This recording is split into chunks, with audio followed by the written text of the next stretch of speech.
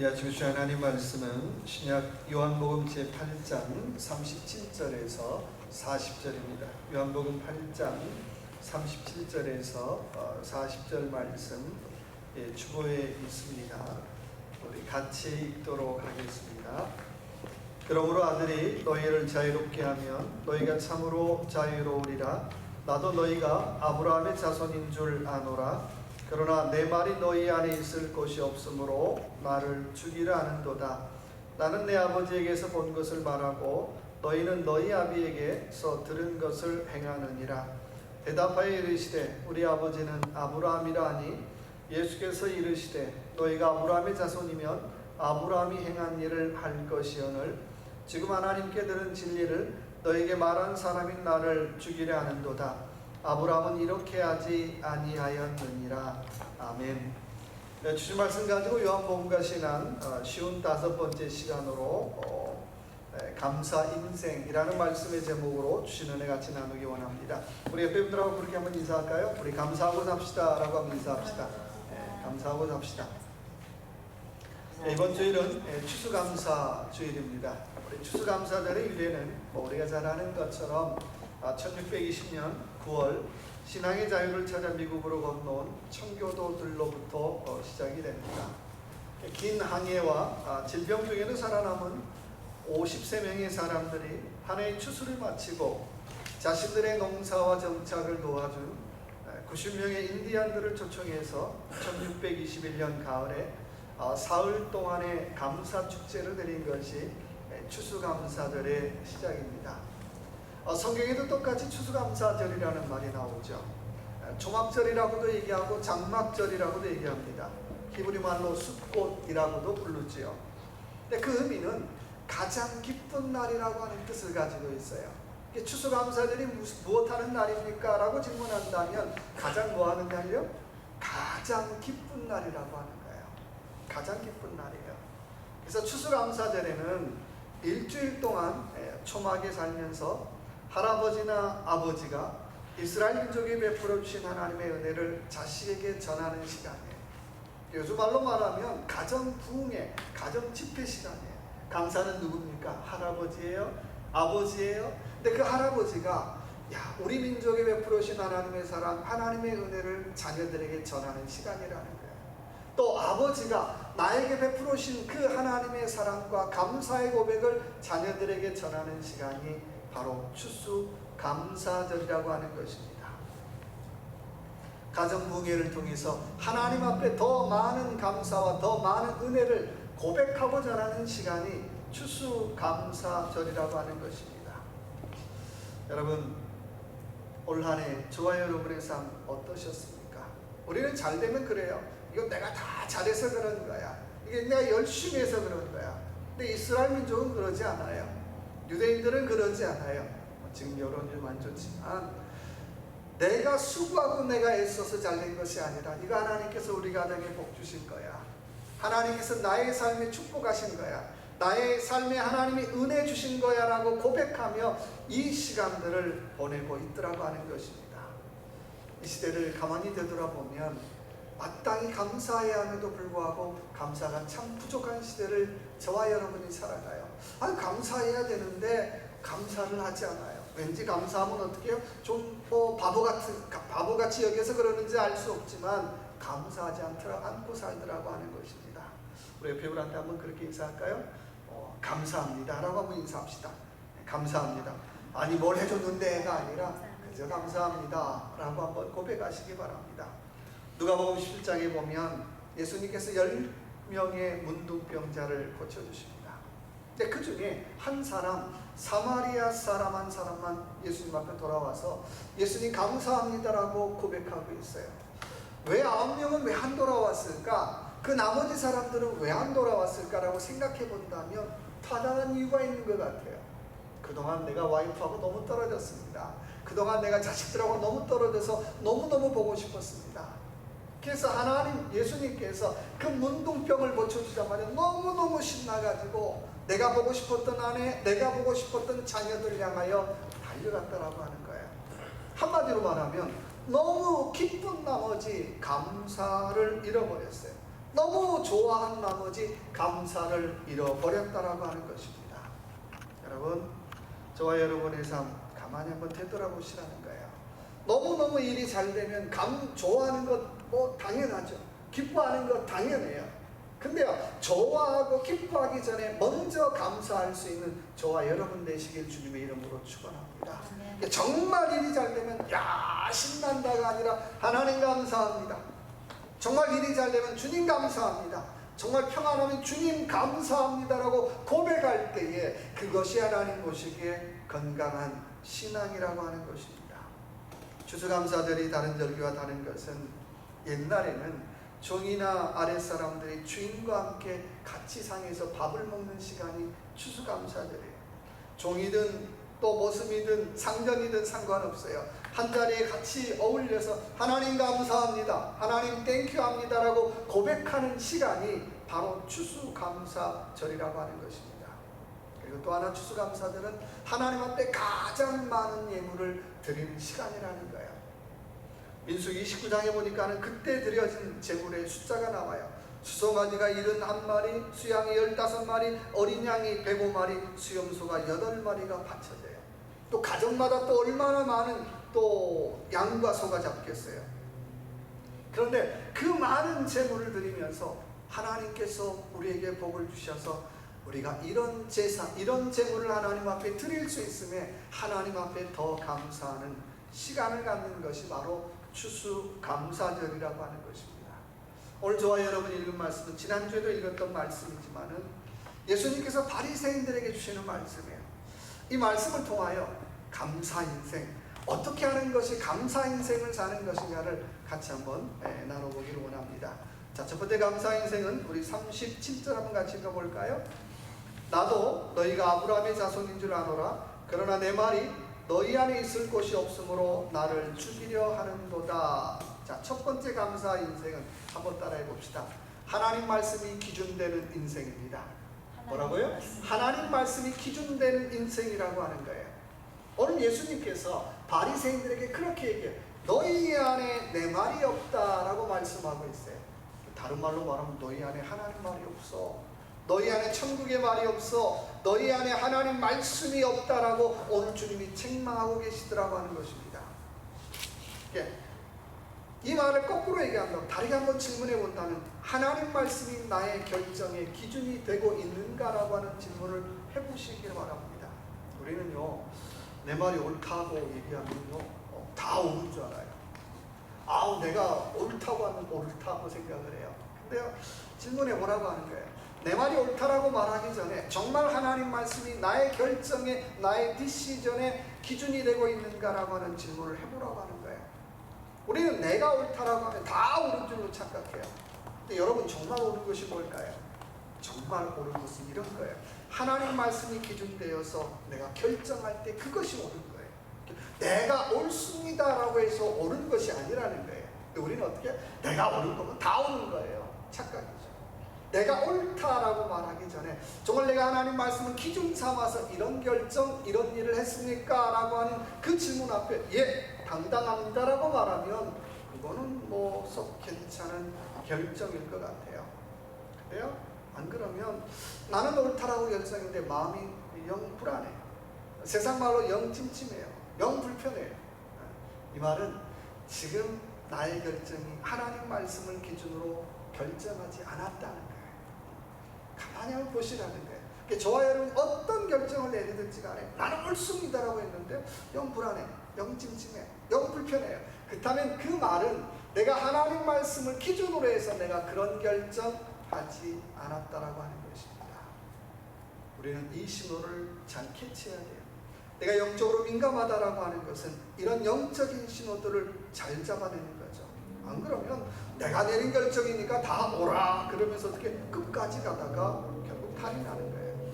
우리 스스로에게 한번 질문해 보십시다. 지금 내 안에 하나님 말씀이 있습니까? 하나님 말씀이 나의 결정의 기준이 되고 있습니까? 하나님 말씀이 나의 선택의 기준이 되고 있습니까? 하나님 말씀이 나의 모든 것의 기준이 되고 있는가라고 하는 질문을 해보라고 하는 것입니다. 또 한번 물어볼까요? 요즘 내 마음에 가장 많은 말, 어떤 말을 가장 마음에 많이 담고 살아가십니까? 오늘 하나님 말씀이 너희 안에 없다라고 말씀하셨는데 과연 나는 어떤 말을 가장 마음에 많이 담고 살아가느냐는 거예요. 제가 한번 되돌아봤어요. 나는 어떤 말을 가장 마음에 많이 담고 살아갈까? 한 달 전부터요. 제 마음에 가장 많은, 담기 시작한 가장 많은 말이 있어요. 어떤 말인지 아세요? 백종원의 말이에요. 백종원의 말. 다음 주일이 밥 식사 당번이다 보니까 한 달 전부터 고민을 했어요. 요리도 할 줄 모르면서 고민을 했어요. 근데 백주부가 요리하는 거 보면 참 쉽잖아요. 백주부가 늘 하는 말이 아이고 참 쉽죠. 대충 하면 돼요. 백주부는 대충 하면 되고 쉽게 하면 요리가 되는데 우리는 대충 하면 요리가 안 나와요. 못 먹어요. 음식이 안 돼요. 그래서 시간이 날 때마다 백주부 동영상을 보고 레시피를 적기 시작했어요. 그러다 보니까 어느 날 보니까 설교 노트에 10장 넘도록 레시피를 적었어요.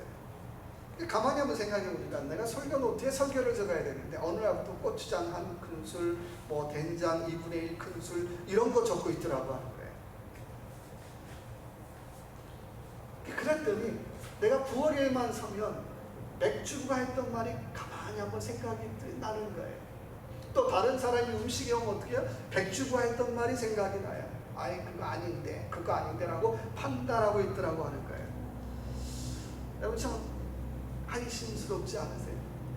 목사님 목사라고 하면 꾹 누르면 하나님 말씀이 나와야 되는데 꾹 눌렀는데 어떻게 해요? 백주부 말이 나오네요. 고추장 큰술, 뭐 된장 2분의 1 큰술 넣어야 됩니다 라고 얘기하고 있더라고 하는 거예요. 정말 큰 문제잖아요. 요한복음 15장 17절의 말씀에 내 말이 너희 안에 거하면 무엇이든지 구하라 그리하면 이루리라 라고 말씀하고 있어요. 우리 안에 하나님 말씀이 거하면 지난주에 출석하면 이라고 번역을 했어요.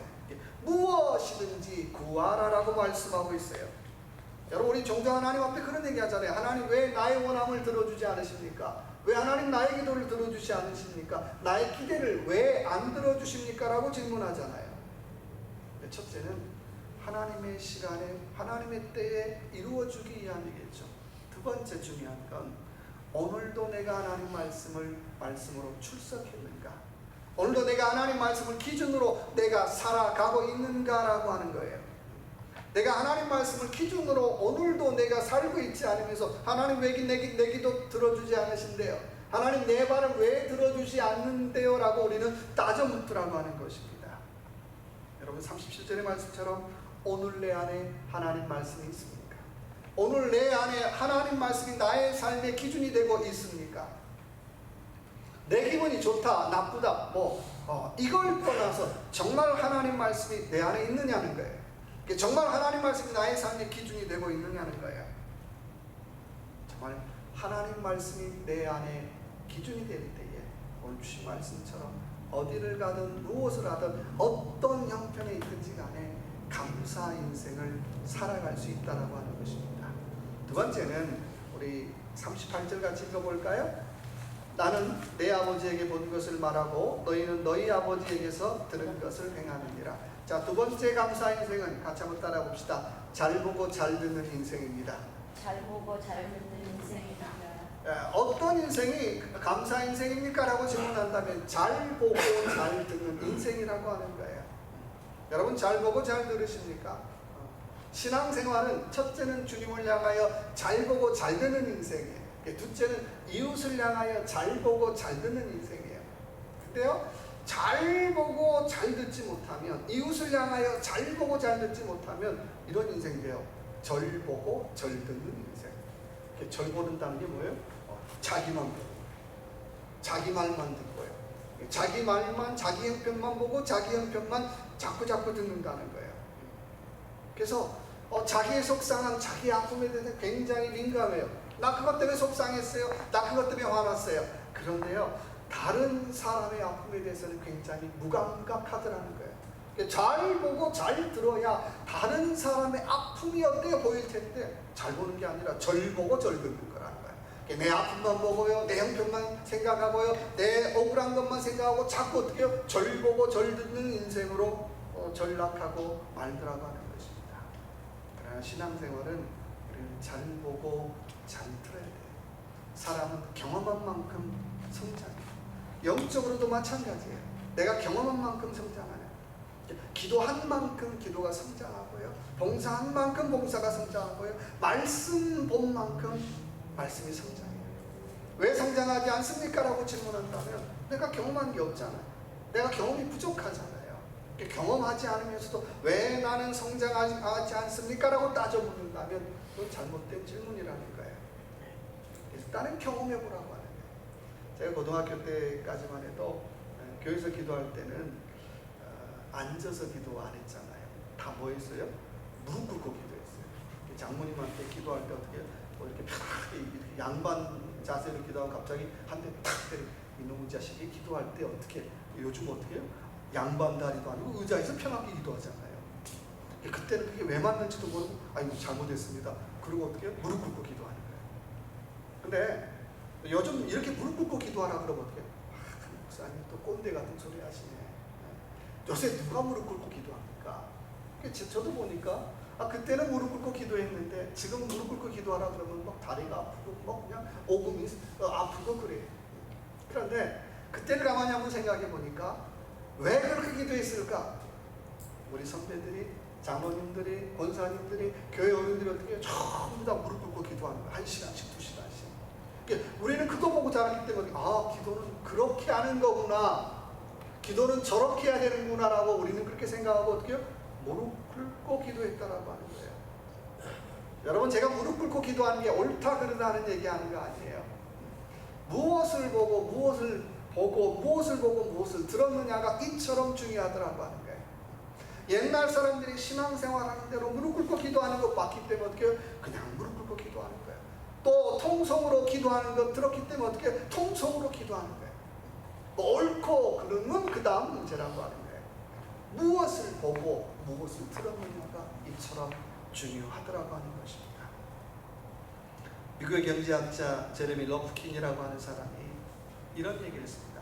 어떤 문명이든지 문명의 발전에는 0.1%의 창의적인 사람과 0.9%의 협력하고 통찰력 있는 인간이 인류 발전에 기여하고 있고 나머지 99%의 잉여 인간으로 구성되어 있다라고 얘기를 했어요.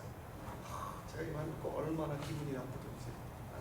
0.1%의 창의적인 사람, 0.9%의 통찰력 있는 사람, 더 나아가 99%의 어떻게 잉여 인간으로 구성이 되었대요. 미국의 유명한 경제학자가. 잉여 인간이라는 말이 무슨 말이에요? 밥만 먹고 응가만 하는 인간. 제 얘기가 아니고 그 미국 제레미 러프킨의 얘기예요. 시골 의사 박경철 의사 선생님을 잘 알 것입니다. 30년 전에 친구가 정말 좋은 강의가 있는데 한번 들어볼래? 라고 초청을 했어요. 그러자 박경철 선생님이 내가 환자 놔두고 내가 어떻게 그 강의 들어? 그런 일 안 해. 그랬더니 친구가 하는 얘기가 너 이번 강의 안 들으면 평생 후회할 거야. 이번 강의 안 들으면 평생 후회한다는 말에 미국 박사 백수 있는 친구와 같이 그 강의를 들으러 갔어요. 한국경제개발연구원이가 아마 그럴 거예요. 갔더니 이미 그 자리에는 50명 넘는 박사들이 다 이렇게 홈 잡고 앉아있는 거예요. 무슨 강의가 한번 들어보자. 이렇게 박사들이니까요. 한참 기다리고 있는데 한 젊은 강사가 올라왔어요.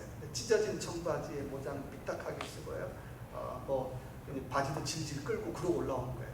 이미 박사들이 기분 나쁘기 시작했어요. 아니 우리 박사들 앞에서 강의를 하면 최소한 넥타이를 매고 정장을 해야 되는데 저 뭐야? 다들 표정이 의악한 표정이었어요. 그리고 시판에 가서 WWW를 쓰기 시작했어요. World Wide Web. 무슨 얘기예요? 앞으로 모든 세상은 인터넷으로 어떻게 서로 연결되는 세상이 올 것이라는 얘기를 30년 전에 하는 거예요. WWW 쓰기 시작하자 사람들이 하나둘 일어나기 시작해요. 저 말도 안 되는 얘기하고 있어요. 저 젊은 놈이 철이 없어서.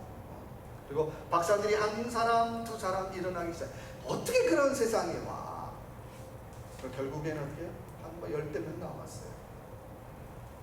그런데 그 강의가 끝나고 다른 사람들이 저 젊은 사람이 정신없는 소리 한다 라고 다 얘기했대요. 박경철도 내가 서울까지 와서 괜히 돈 들여가지고 고생했네. 근데 같이 왔던 그 백수 친구가 그 강사한테 선생님, 저는 앞으로 그 W의 시대가 올 거라고 저는 믿습니다. 제가 어떻게 하면 되겠습니까? 라고 선생님에게 질문했어요. 그래서 선생님이 가르쳐준 방법이 그때 최초의 전자 이메일 시스템을 가르쳐줬어요. 요즘 말로 말하면 메일 받는 거잖아요. 메일 보내고 받는 거. 지금으로 말하면 어이구 당연하지. 근데 30년 전에는 어떻게요? 당연하지가 않았어요. 이 백수 친구가 전자 메일 시스템을 개발한다고 하니까 박경철이가 웃었대요. 야, 이 미친놈아, 죄송해요. 이 미친놈아, 요새 누가 편지를 쓰니? 편지를 써도 누가 어떻게 하루에 몇 통씩 누가 편지를 쓰니? 그거 아닌데. 친구부터 말렸다는 거예요. 근데 지금 어때요? 하루에 수십 통씩 쓰잖아요, 우리요. 그렇잖아요. 친구들이 다 안 된다 그러고 어떻게 해요? 저 정신없는 짓이야. 그리고 그 친구가 최초의 전자 이메일 시스템을 개발했어요.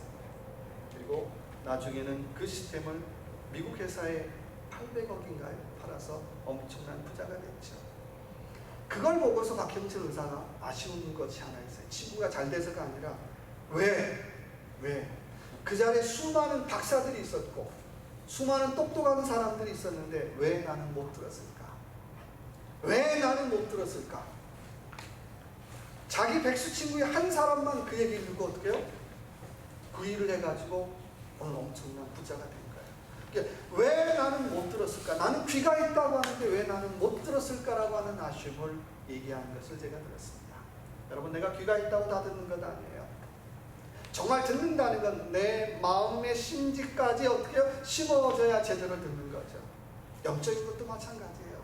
다 얘기한다고 왜 나는 못 들었을까? 왜 나는 못 들었을까? 분명히 얘기해요. 여러분, 내가 듣지 못하면 들을 수 있는 사람의 귀를 빌리시기 바랍니다. 내가 보지 못하면 볼 수 있는 사람의 눈을 빌리라고 합니다. 정말 중요한 건 내가 영적으로 잘 보고 잘 들어야 한다고 하는 거예요. 다른 사람의 눈으로 보면 운이 좋은 거야, 재수가 좋았지가 아니라 다른 사람의 눈으로 보면 그럴 수 있는데 정말 그 속에서 하나님의 은혜를 깨닫고 하나님의 사랑을 깨닫고 하나님의 복을 알 수만 있다면 하나님 감사합니다라고 고백하는 감사 인생이 될 수 있다고 하는 거예요. 두 번째 감사 인생의 특징은 잘 보고 잘 듣는 저와 여러분 되시길 주님의 이름으로 축원합니다. 세 번째 감사 인생은요, 39절 같이 읽어볼까요? 대답하여 이르시되 우리 아버지는 아브라함이라 하니 예수께서 이르시되 너희가 아브라함의 자손이면 아브라함이 행하는 일들을 할 것이오늘. 자, 세 번째 감사 인생은 한번 따라합시다. 아브라함의 일을 행하는 인생입니다. 세 번째 감사 인생의 특징은 아브라함의 일을 행하는 인생이에요. 아브라함의 일, 미국말로 잡이라고 해야 되나요? 뭐라고 표현해도 괜찮아요. 근데요, 아브라함의 일만 있는 것이 아니라 우리 모두에게도 각자의 잡이 있다는 거예요. 월급 받는 일 말고 각자의 잡, 각자의 일이 있다라고 하는 거예요. 정재현에게는 정재현의 일이 있어요. 은정몰견 장로님에게는 장로님 일이 있고 박 장로님에게는 박 장로님 일이 있어요. 그 일을 사명이라고 해도 좋고 은사라고 해도 좋아요. 중요한 건 그 일을 어떻게 해요? 해야 한다라고 하는 것입니다. 우리 모두에게 주어진 일을 하고 살아가는, 언제까지요? 하나님 앞에 설 때까지. 근데 그게 믿음이잖아요. 근데요, 믿음 없으면 이런 거예요. 기분 나쁘면 안 하고 기분 좋으면 어떻게 해요? 막 해요. 그건 믿음하고 아무런 상관이 없어요. 기분과 상관없이, 기분 좋고 나쁨과 상관없이 나는 오늘 나에게 주어진 일을 나는 하고 있느냐라고 하는 질문을 우리는 끊임없이 해야 된다라고 하는 거예요. 아브라함도 아브라함의 일이 때문에 그렇다면 나는 내가 어떤 일을 해야 되고 나는 오늘 무엇을 해야 될 것인가라는 질문을 우리는 끊임없이 해야 한다라고 하는 것입니다. 야고보서 2장 23절의 말씀 보니까 야고보는 아브라함을 가리켜 하나님의 벗이라고 불렀어요. 그리고 모든 후대의 성도들은 다 뭐라고 얘기해요? 아브라함을 믿음의 아버지라고 불러요. 그럼 도대체 아브라함의 일이 뭘까? 도대체 아브라함이 어떤 사람이길래 아브라함이 일을 행하라고 말하고 있을까?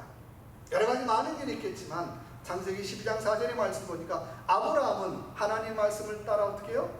갔다라고 표현하고 있어요. 왜 갔습니까? 하나님 말씀 따라갔습니다. 하나님 뜻 따라갔습니다라고 표현하고 있더라고 하는 거예요.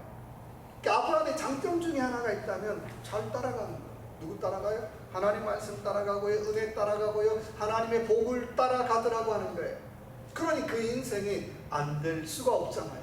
다른 말로 말하면 하나님 앞에 순종을 잘한 인생이라고 하는 것입니다. 여러분, 아브라함의 일이 뭘까요? 하나님 앞에 순종하는 일이라고 하는 거예요. 그건 내 뜻에 맞지 않습니다, 내 기분에 맞지 않습니다가 아니라 정말 내가 이거 순종해야 될 일 아닙니까?